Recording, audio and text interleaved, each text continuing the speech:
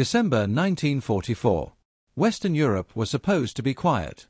The Allies believed Germany was finished, bleeding, retreating, and running out of men. Christmas was days away. Many American units were resting in the Ardennes forest, a sector considered so calm it was used for refitting exhausted divisions. Then, before dawn on December 16th, the forest exploded. More than 200,000 German troops surged forward under cover of fog and snow. Thousands of artillery guns opened fire at once. Panzer divisions punched through thin American lines with shocking speed. Within hours, entire units were overrun, supply roads were cut, and command posts went silent. It was Hitler's last gamble, the Ardennes offensive. The goal was simple and ruthless: split the Allied front in half, capture Antwerp, and force a negotiated peace in the west. By the end of the first day, the plan was working. American divisions were falling back in confusion. Roads clogged with refugees and burning vehicles. Communication broke down so badly that some commanders had no idea where their own units were. At the center of the chaos stood the Belgian town of Bastogne. 7 roads converged there. Lose Bastogne, and German armor could pour west unchecked. The town was hastily reinforced by the 101st Airborne Division, elite paratroopers, but lightly equipped and dangerously exposed. Within days, Bastogne was completely surrounded. Snow fell relentlessly. Temperatures dropped below freezing. Medical supplies ran out. Ammunition dwindled. German artillery pounded the perimeter day and night. When German envoys demanded surrender, the American commander, Brigadier General Anthony McAuliffe, gave his now famous reply: "Nuts." It was defiance, but defiance alone would not save Bastogne. Because air support, the one advantage the Allies relied on, was grounded. Thick fog grounded aircraft. No close air support. No supply drops. Bastogne was on its own. As the German Bulge widened, Allied headquarters descended into alarm. On December 19th, Supreme Allied Commander Dwight D. Eisenhower called an emergency meeting. Maps covered the walls. The red German arrows cut deep into Allied territory. British Field Marshal Bernard Montgomery spoke first. His assessment was blunt: it would take at least 3 weeks to organize a counterattack. 3 weeks meant Bastogne would fall. 3 weeks meant the Germans could reach the Meuse River. 3 weeks meant disaster. Eisenhower turned to the other commanders in the room. "How soon," he asked, "can you attack to relieve Bastogne?" Silence. Then George S. Patton spoke. "Within 48 hours." The room froze. Patton wasn't commanding forces near Bastogne. His Third Army was hundreds of miles to the south, facing east toward Germany. To reach Bastogne, he would have to disengage from active combat, pivot his entire army 90 degrees, and advance north through some of the worst winter conditions Europe had seen in decades. Most generals would need weeks just to plan it. Patton said he could do it in 2 days. Some thought he was grandstanding. Others thought he was reckless. Montgomery openly doubted him. British officers whispered that Patton was promising the impossible for attention. Even Eisenhower hesitated. But Patton didn't argue. He simply repeated himself. 48 hours. What Eisenhower didn't know, what almost no one in that room knew, was that Patton hadn't improvised the answer. He had prepared for this exact moment. 3 days earlier, on December 16th, when the German offensive first erupted, Patton had immediately ordered his staff to prepare contingency plans for a sudden pivot north. Not one plan. 3. He told his operations officers to assume the Germans would break through and that Third Army would be needed to respond. While other commands were still trying to understand what was happening, Patton was already moving pieces on the board. Fuel dumps were quietly repositioned. Supply routes were mapped. Corps commanders were alerted without explanation. Patton believed in one thing above all else: speed. "The faster we move," he once said, "the fewer casualties we take." Now that belief was about to be tested on a scale no American army had ever attempted. On December 20th, the orders went out. Third Army began to turn. Columns of trucks, tanks, artillery, and infantry started grinding north along icy roads. Engineers worked through the night to clear bottlenecks. MPs directed traffic non-stop. Vehicles broke down, slid into ditches, or froze solid, but the movement never stopped. Patton personally drove the routes, furious at delays, demanding progress. Meanwhile, German intelligence intercepted reports of American movement, but dismissed them. The scale was too large. The speed too fast. They assumed it was exaggerated or misinterpreted. An entire American army could not move like that in winter. They were wrong. As Bastogne endured its darkest days, surrounded, freezing, and nearly out of ammunition, Patton's lead elements were already closing in. What followed would decide not just the fate of one town, but the outcome of Hitler's final offensive in the West. When George S. Patton promised Eisenhower he could attack north within 48 hours, most of the Allied command believed they had just witnessed arrogance, not preparation. What they didn't see was the machinery already in motion. Patton understood something most generals feared to admit: modern war wasn't won by courage alone. It was won by logistics, timing, and the ability to move faster than the enemy believed possible. And Patton had built his entire army around that idea. For months before the Ardennes offensive, Patton drilled his staff relentlessly on one question: what if everything goes wrong? He demanded contingency plans for sudden breakthroughs, unexpected retreats, and rapid redeployments. His operations officers complained that he was paranoid. His logistics officers thought his demands were excessive. But Patton ignored them.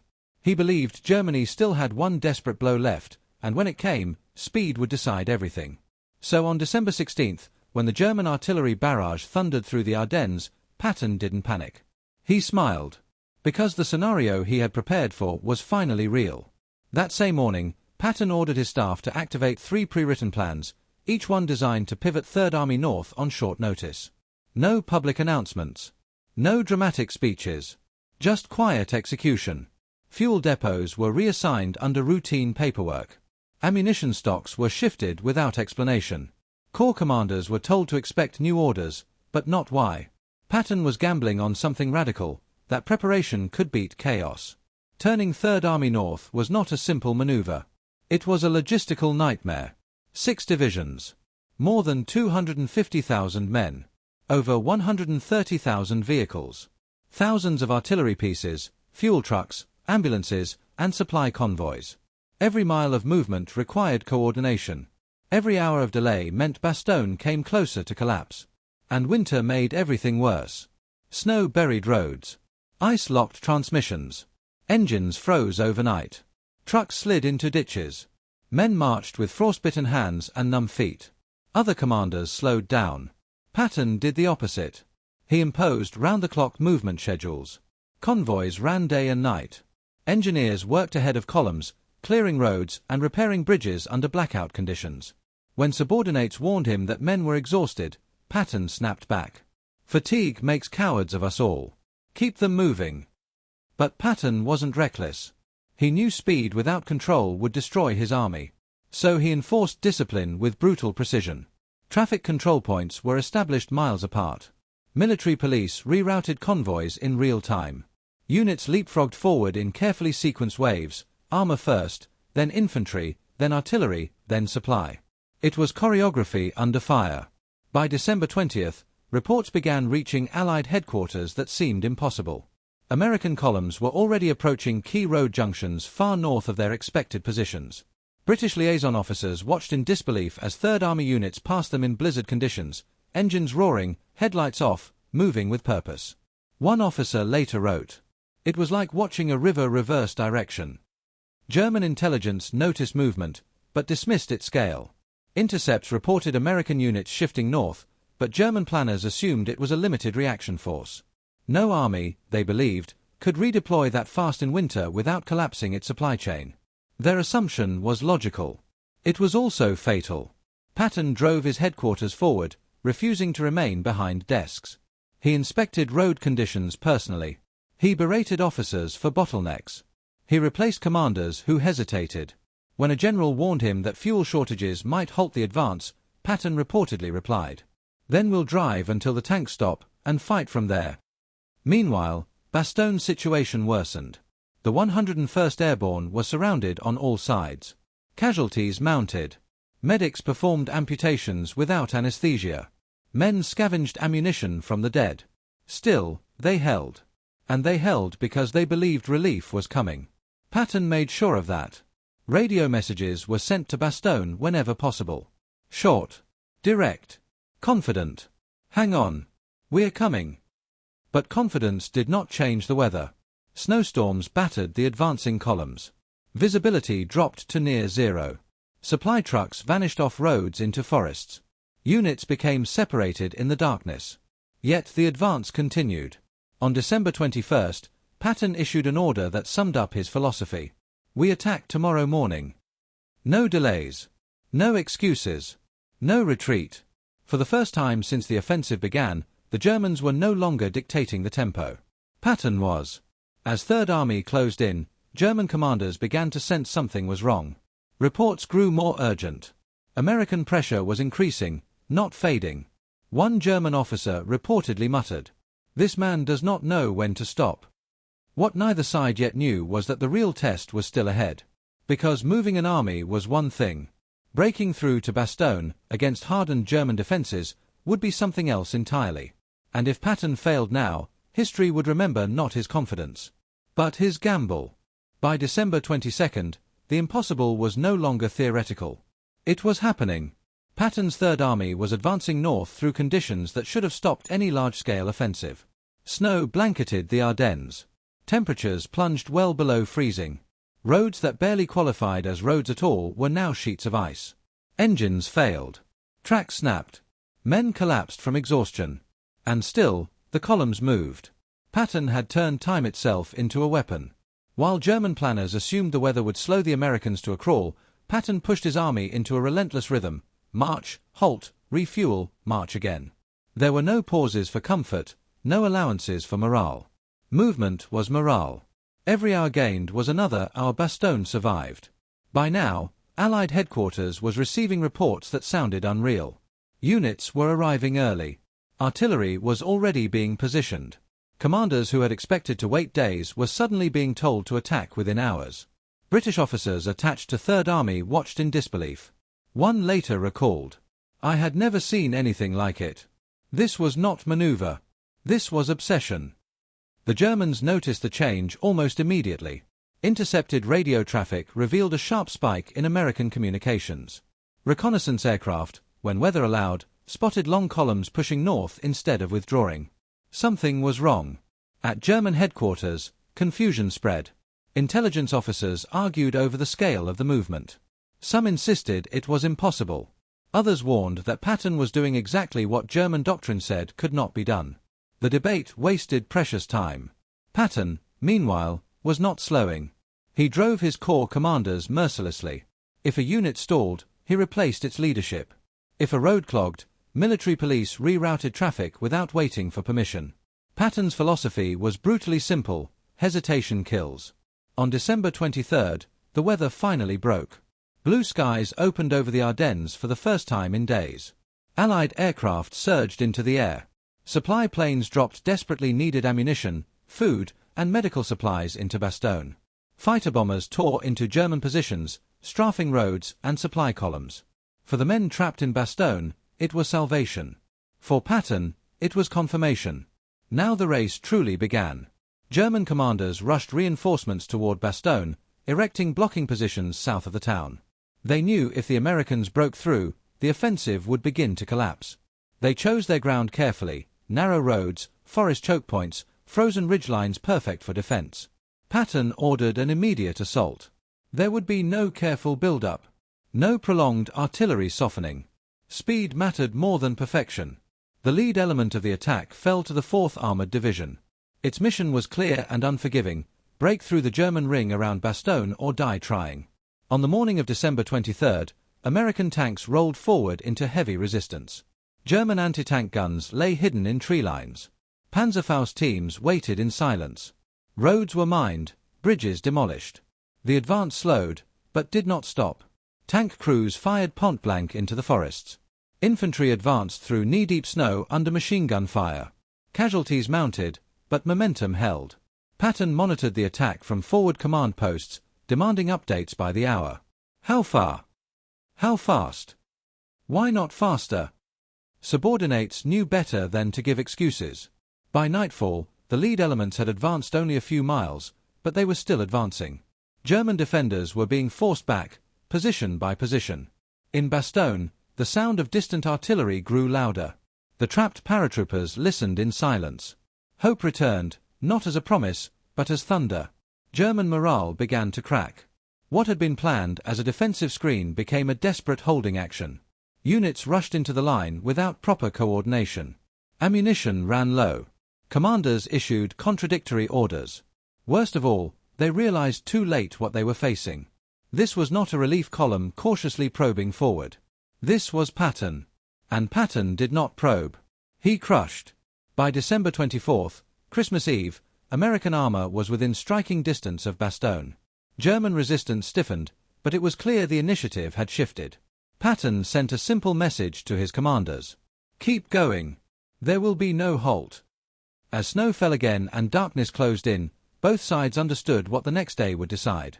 If Patton broke through, the German offensive would begin to unravel. If he failed, Bastogne would fall, and with it, the last chance to stop Hitler's gamble. History was no longer waiting. It was watching. Christmas Day, 1944.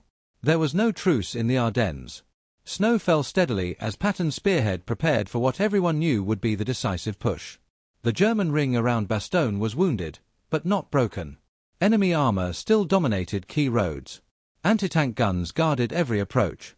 Infantry units, hardened veterans, waited in frozen foxholes with orders to hold at all costs. They understood the stakes. If Bastogne fell, the German offensive might still survive. If Patton broke through, it would collapse. Patton chose the southern approach, narrow roads, dense woods, brutal terrain. It was exactly where German planners expected an attack least. Speed, again, was the weapon. At first light on December 26th, the 4th Armored Division surged forward. Tank engines roared to life in the frozen dawn. Infantry climbed aboard half-tracks, faces wrapped in scarves, rifles clutched tight. Artillery opened a short, violent barrage, not to soften the enemy, but to confuse him. Then the armor rolled. German resistance was immediate and savage. Anti-tank rounds slammed into American Shermans. Panzerfaust teams fired from point-blank range. Mines exploded beneath tracks. The advance slowed to a crawl. But it did not stop. Lieutenant Colonel Creighton Abrams, commanding the lead task force, pushed his tanks forward relentlessly. When one vehicle was hit, another drove past it. When infantry was pinned down, tanks advanced anyway, firing at muzzle flashes in the trees. Abrams understood Patton's unspoken rule: momentum mattered more than caution. By midday, the fighting reached a small village southwest of Bastogne, Bastogne. It was the final barrier. German forces threw everything they had into holding it. Panthers fired from hull-down positions. Machine gun nests raked the road. American casualties mounted rapidly. Still, Abrams ordered the attack to continue. At 4:45 p.m., a Sherman tank burst through the last German position and pushed down the road toward Bastogne. Moments later, the radio crackled with words that would echo through history. Contact made with friendly forces. The relief corridor was open. Inside Bastogne, exhausted paratroopers of the 101st Airborne stared in disbelief as American tanks rolled into town. Men who had been fighting non-stop for 6 days, without adequate food, ammunition, or medical supplies, cheered, laughed, and cried all at once. One paratrooper later said, "They looked like angels in steel." Abrams tanks passed burnt-out German vehicles and frozen bodies, silent evidence of the cost paid to hold the town. The men of the 101st looked hollow-eyed, bearded, filthy, and triumphant. They had held. Patton had arrived. Word raced across Allied headquarters. In London, Winston Churchill received the telegram during a cabinet meeting. He read it once. Then again. Then sat back in silence, an unusual moment for a man rarely still. Finally, he spoke. "Good God," he said quietly. The man actually did it. Churchill, who had doubted, questioned, and quietly feared Patton's audacity, now had to confront reality. What Montgomery had estimated would take 3 weeks had been achieved in 7 days. Not with perfect conditions. Not with overwhelming force. But with speed. German headquarters reacted with disbelief bordering on panic. Intercepts confirmed the nightmare. American armor had broken through at Bastogne. The encirclement was over. The offensive's central objective, splitting the Allied armies, was slipping away. General Guderian reported bluntly to Hitler that American operational speed had exceeded German ability to respond. Hitler raged. He blamed field commanders. He blamed morale. He blamed weather. But the truth was simpler and more terrifying. The Americans had learned how to fight like Germans. And they were doing it better. Patton did not pause to celebrate. Even as Bastogne was relieved, he ordered Third Army to widen the corridor, reinforce the town, and continue attacking north and east. The enemy was retreating, and retreating enemies must be pursued. By the end of December, the German offensive had lost all momentum. The Bulge remained on the map, but its power was gone. The cost had been enormous. Third Army suffered roughly 16,000 casualties during the operation. German losses were far worse, an estimated 25,000 casualties, over 15,000 prisoners, and hundreds of vehicles destroyed or captured. But numbers alone did not tell the story. The real impact was psychological. German commanders had believed the weather, terrain, and logistics would protect them. Patton shattered that illusion.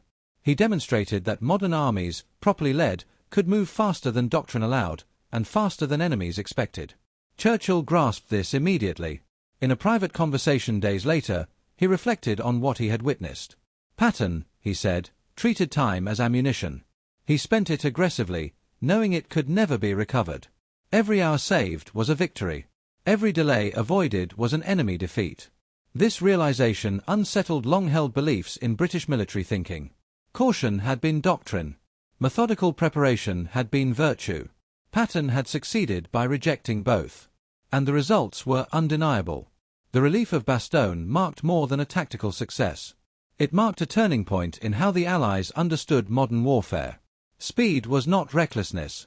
Speed was power. And Patton had wielded it like a weapon. By early January 1945, the Ardennes offensive was finished. The Bulge still existed on maps, but the dream behind it was dead. Germany had gambled everything on speed, surprise, and Allied hesitation, and lost on all three counts. What finally broke the offensive was not just American firepower, but the realization that the Allies could now move faster than Germany itself. At the center of that realization stood George S. Patton. In London, Winston Churchill began using the relief of Bastogne as a reference point in every major strategic discussion. On January 3, during a planning session about crossing the Rhine, he challenged his staff with an uncomfortable comparison. Patton had moved 6 divisions 90 miles through winter storms in less than a week. They were debating whether 2 divisions could move 30 miles in optimal conditions. What, Churchill asked bluntly, did that say about Allied operational thinking? The question hung in the room. Field Marshal Montgomery, present at the meeting, bristled. His methodical approach had long defined British doctrine: careful preparation, overwhelming force, minimized casualties. Patton's success threatened that worldview. But facts were stubborn things. Churchill's private correspondence revealed a deepening reassessment. In a letter to U.S. Army Chief of Staff George Marshall later that month, he admitted the performance of Third Army had impressed everyone who studied it.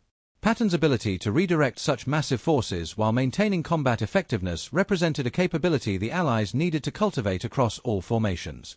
For Churchill, that was a remarkable concession. He had spent much of the war defending British caution against American impatience. Now, Bastogne forced him to confront a harder truth: excessive caution had its own cost. German commanders reached the same conclusion, more bitterly. Captured officers consistently identified December 26, the day Patton's tanks reached Bastogne, as the turning point of the Ardennes offensive. Until then, they believed they still possessed operational surprise. After Bastogne, they knew the clock was no longer on their side. General Fritz Bayerlein, commander of the Panzer Division, later told interrogators that Patton's advance destroyed long-held assumptions about American warfare. The Americans, once thought slow and reliant on material advantage, had demonstrated speed, aggression, and operational discipline rivaling Germany's own panzer forces at their peak. They had learned the German way of war, and improved upon it. Churchill understood the deeper implication. Bastogne was not merely a rescue. It was proof that the Allies now held operational superiority. Germany could no longer rely on surprise, tempo, or maneuver to offset Allied strength. Time itself had become the enemy. The logistical achievement impressed Churchill as much as the battlefield success. He had managed Britain's wartime supply chains and understood the nightmare of moving armies. During the drive to Bastogne, Patton's officers rerouted more than 60,000 tons of supplies in 72 hours, while still fighting. In peacetime exercises, such an operation would have required weeks of planning. Patton gave them hours. This was not cowboy improvisation, Churchill later observed. It was brilliantly orchestrated chaos. That distinction mattered. Patton was often dismissed as reckless, theatrical, and profane. His reputation obscured the reality beneath it, a commander who planned obsessively, trusted his subordinates, and understood that perfect logistics delayed victory more often than they ensured it. Churchill's assessment continued to evolve.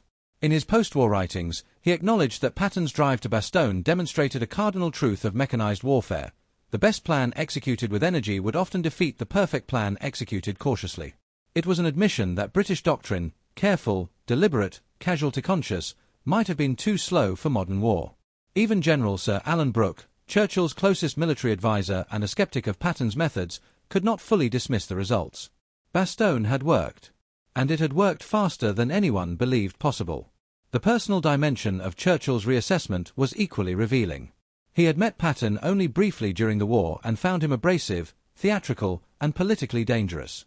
The infamous slapping incidents in Sicily had confirmed his doubts. But Bastogne forced a reconsideration. In March 1945, Churchill told Eisenhower, "I misjudged Patton. I saw the showmanship and missed the substance beneath it. History will remember him as one of the great captains." That was extraordinary praise from a man not inclined to offer it. Patton's death in December 1945 made Churchill's judgment final. When he received the news, he was deeply affected. Privately, he remarked that a great light had gone out. Men like Patton, he said, did not come along often. They were needed to win wars, and were sorely missed once peace arrived. The strategic impact of Bastogne endured far beyond 1944. Military academies studied the operation as a case study in operational art. NATO planners during the Cold War adopted its lessons: rapid maneuver, decentralized command, logistical flexibility, as core principles for defending Western Europe. Patton's central insight endured: speed was not recklessness. Speed was shock. Speed was control. Speed was victory. Churchill grasped this more clearly with time. In a 1952 letter reflecting on the war, he wondered whether the Allies had been too impressed by their own caution. Patton's methods seemed dangerous at the time, but his results were consistently superior. Perhaps soundness, Churchill mused, was overrated in warfare. His final verdict came years later, in conversation with Dwight Eisenhower. "Your General Patton taught us something important," Churchill said. "That speed and aggression, when married to preparation, can achieve results that seem impossible. We were too stubborn to embrace it fully during the war." It was, in effect, an acknowledgement that Patton had been right. The relief of Bastogne did more than save the 101st Airborne. It changed how the Allies fought. It shattered German confidence. And it forced one of history's greatest statesmen to rethink the nature of modern war. Sometimes, the impossible is not impossible at all. It simply requires someone willing to move before everyone else is ready. What Patton proved at Bastogne wasn't just bravery or firepower, it was that time itself can be a weapon when wielded by the right commander. Speed shattered German plans, reshaped Allied thinking, and changed modern warfare forever. If stories like this, where bold leadership rewrites history, fascinate you, subscribe now so you never miss a deep dive like this. Hit like to help this story reach more history lovers, and comment below, was Patton a reckless gambler, or a military genius ahead of his time?